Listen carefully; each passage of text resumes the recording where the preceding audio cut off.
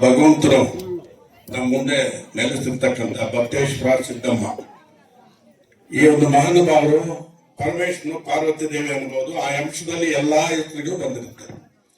ಆ ಒಂದು ಆಶೀರ್ವಾದ ಮತ್ತು ನಮ್ಮ ಗುರುಗಳು ಈಶ್ವರಾನಂದ ಗುರುಜಿಯವರಿಂದ ಆಶೀರ್ವಾದ ಈ ಕಾರ್ಯಕ್ರಮ ಮಾಡಿದವ್ರ ಮೊದಲನೇದಾಗಿ ಅವ್ರ ಆಶೀರ್ವಾದ ಇರ್ಬೇಕಂತೇಳಿ ನಾನು ಕೋರ್ತಾ ಇದ್ದೀನಿ.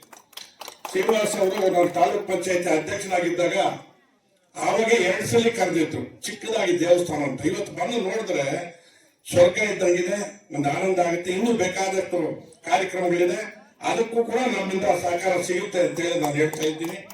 ಈ ಒಂದು ಕಾರ್ಯಕ್ರಮಕ್ಕೆ ನಮ್ಮ ಕರ್ನಾಟಕ ರಾಜ್ಯದ ಮಾಜಿ ಸಚಿವರು, ನಮ್ಮ ಆತ್ಮೀಯರು, ಈ ತಾಲೂಕಿನ ಮಾಜಿ ಶಾಸಕರಾದಂತ ನಾಗೇಶ್ ಅವರು, ಅವ್ರು ಬಂದ ದಾರಿ ಹೇಳ್ಬೇಕಾದ್ರೆ ಇಲ್ಲಿ ಹೇಳ್ಬೇಕಾಗಿತ್ತು, ಬೇಡ ಇಲ್ಲಿ ಜಾಸ್ತಿ ಇದೆ. ಅವರು ತುಂಬಾ ಇಲ್ಲಿ ಏನಕ್ಕೋ ಬಂದು 20 ದಿವಸದಲ್ಲಿ ಕ್ಯಾಂಡಿಡೇಟ್ ಆಗಿ ಗೆದ್ದು ಅವರು ಮಂತ್ರಿ ಆದರು.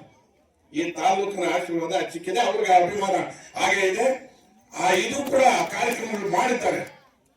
ಅದೇ ರೀತಿಯಾಗಿ ನಮ್ಮ ಸಹೋದರರಾದಂತ ಕಲ್ಪಲ್ಲಿ ಪ್ರಕಾಶ್ ಅವರು ಬಂದಿದ್ದಾರೆ, ಮತ್ತು ಇನ್ನೊಬ್ಬ ಸಹೋದರರಾದಂತ ವೆಂಕಟೇಶ್ ಗೌಡರು, ಪಾಲ್ಗುಣ ಅವರು ಮತ್ತು ಪದ್ಮಮ್ಮ ರಮೇಶ್ ಅವರು.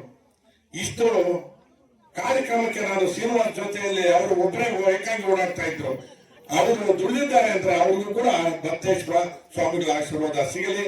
ಮತ್ತು ಸುಬ್ರಹ್ಮಣ್ಯ ಅವ್ರ ಜನಾಂಗದ ಅಧ್ಯಕ್ಷರು, ಅವ್ರಿಗೂ ನನ್ನ ವೆಂಕಟೇಶ್ ಅವ್ರಿಗೂ ಪ್ರತ್ಯಕ್ಷವಾಗಿ ಪರೋಕ್ಷವಾಗಿ ಈ ವೇದಿಕೆಯಲ್ಲಿ ಇರ್ತಕ್ಕಂಥ ಸಮಾಜದವ್ರು ಎಲ್ಲರಿಗೂ ಕೂಡ ಆ ದೇವರ ಆಶೀರ್ವಾದ ಇರುತ್ತೆ. ಯಾರ್ಯಾರು ಸಹಾಯ ಮಾಡಿದ್ದಾರೆ ಅವ್ರಿಗೆಲ್ಲ ಸಿಗಲಂತೆ ಅಂತ ನಾನು ಮತ್ತು ಮಾಧ್ಯಮ ವರ್ಗದವ್ರಿಗೂ ಸ್ವಾಗತ ಬಯಸ್ತಾ, ಇನ್ನು ಜಾಸ್ತಿ ಮಾತಾಡೋದು ಬೇಡ.